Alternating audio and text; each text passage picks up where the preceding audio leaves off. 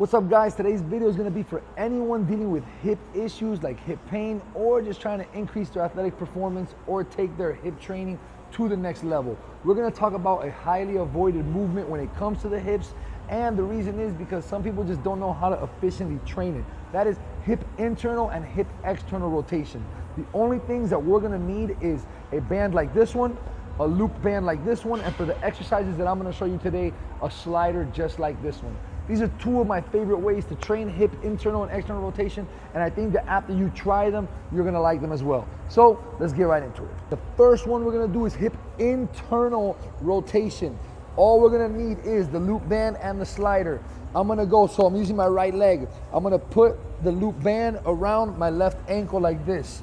I'm gonna face the wall, and then I'm gonna put my foot so the loop band is hooked onto my foot as you're seeing right here.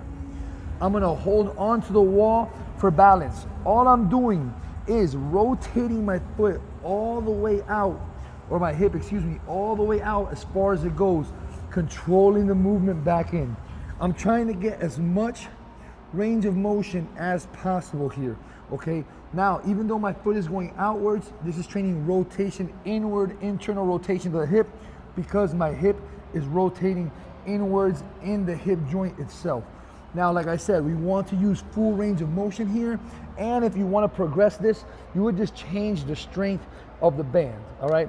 Pretty simple and easy to set up, and I promise you, you will feel this exercise right away. Now, let's go to external rotation. All right, now we're gonna work on the external rotation of the hip. So I have the band looped around the rack, and then I have the band also wrapped around my foot. You don't have to have a medicine ball. I like to do it with a medicine ball because it allows me to squeeze the ball and focus solely on the rotation of my hip.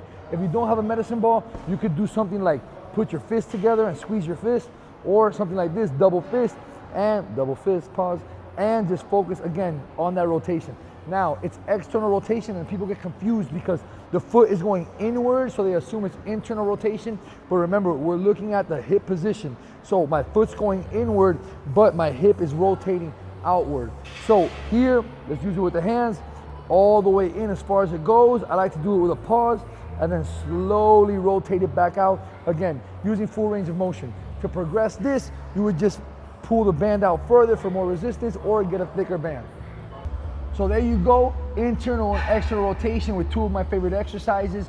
You don't need to use a lot of weight or a lot of resistance. These are exercises that I like to do for 20 plus reps. Remember, these are smaller muscles and they're already avoided. So just using a lot of reps will really strengthen them and have them doing exactly what you want them to do.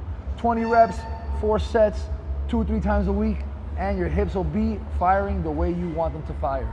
All right, #RC Effect.